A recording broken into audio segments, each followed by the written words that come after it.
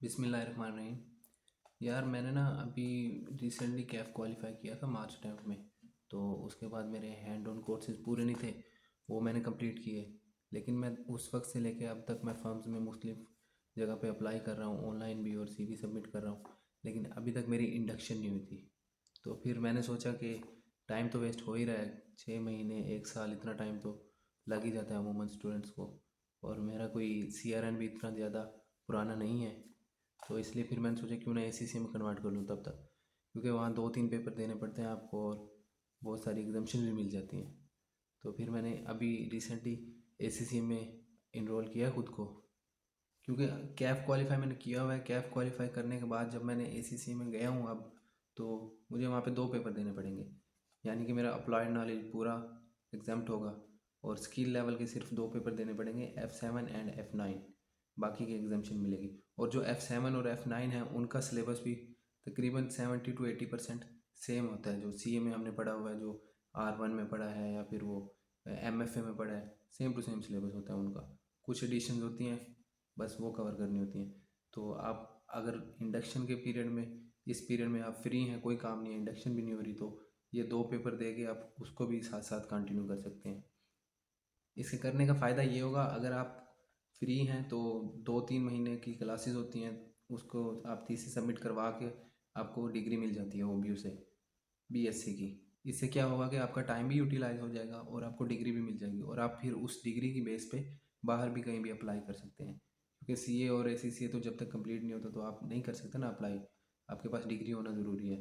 तो इस तरह उस ड्यूरेशन में आप अपनी डिग्री भी कंप्लीट कर सकते हैं, और तब तक कोई ना कोई फर्म आपको हायर भी कर लेगी उस 6 महीने या 1 साल में, अगर आपको टाइम ज़्यादा लग रहा है। क्योंकि अमूमन जो भी स्टूडेंट्स हों उनको इतना टाइम तो लग ही जाता है। जो किसी किसी के होते हैं जिनका फ़ौरन से लग जाता है 1-2 महीने में, नहीं तो इतना टाइम सबको ही लगता है ऑलमोस्ट आजकल। और दूसरी बात यह है कि इसका सिलेबस भी इतना डिफरेंट नहीं होता। जो हम सीए में पढ़ के आए हैं वही हमने वहाँ एसीसी में करना है। वो 2-3 पेपर जो होते हैं उनको पास करना होता है।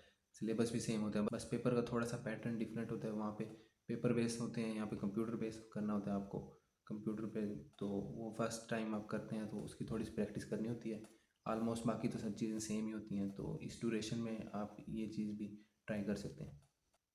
सीए में तो साल में 2 अटैम्प्ट आती है ना, एक मार्च में और एक सितंबर में, 6-6 महीने बाद। एसीसीए में तो 4 अटैम्प्ट आती हैं आपको। आप किसी भी अटैम्प्ट में, दिसंबर में, जून में, मार्च में या सितंबर में, किसी भी एक अटैम्प्ट में आपने 2 या 3 पेपर इजीली प्रिपेयर करके दे सकते हैं। इतना टाइम ड्यूरेशन भी नहीं होता है इसके अंदर कि आपको 6-6 महीने वेट करना पड़े।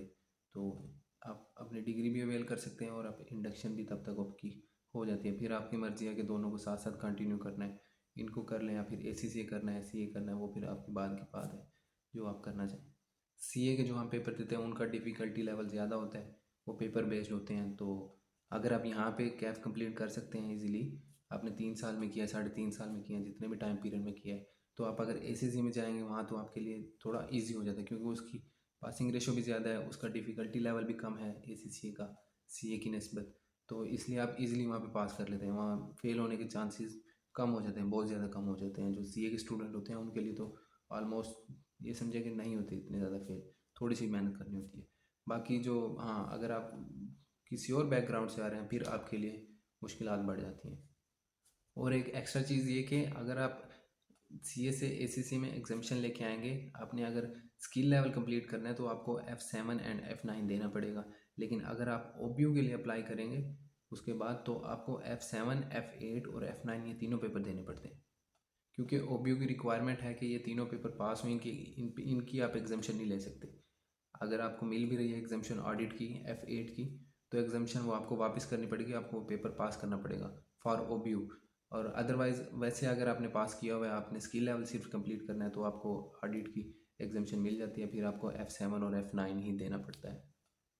मेरे ख्याल में तो ये एक बेस्ट स्ट्रेटजी है कि आप अपने इस टाइम पीरियड में, 6 महीने में इजीली ये काम हो जाता है, 2 से 3 पेपर भी कंप्लीट हो जाते हैं और आप थीसिस भी सबमिट करवा देते हैं और आपको डिग्री भी मिल जाती है। क्यों आप इस फील्ड में 6 महीने ज़ाया करेंगे, इंडक्शन होनी है, इंडक्शन होनी है, लेकिन इंडक्शन होती भी नहीं और वो इतना टाइम ज़ाया होता है। उस ड्यूरेशन में आप ये 2-3 पेपर कवर करके और डिग्री अपनी तब तक ले सकते हैं। उससे क्या होगा कि आप कहीं और भी अप्लाई कर सकते हैं, बाहर अप्लाई करना है आपने, वहाँ भी आप अप्लाई कर सकते हैं। अगर तब तक आपकी इंडक्शन नहीं हुई, आपका वो चांस बंद है, तो आप बाहर भी जा सकते हैं।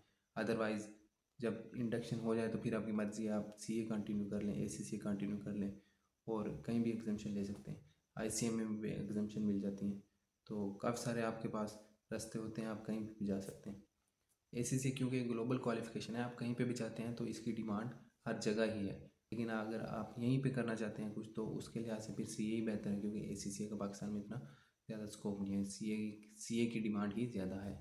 अभी तक के लिए इतना ही, इंशाल्लाह नेक्स्ट वीडियो में मिलते हैं फिर।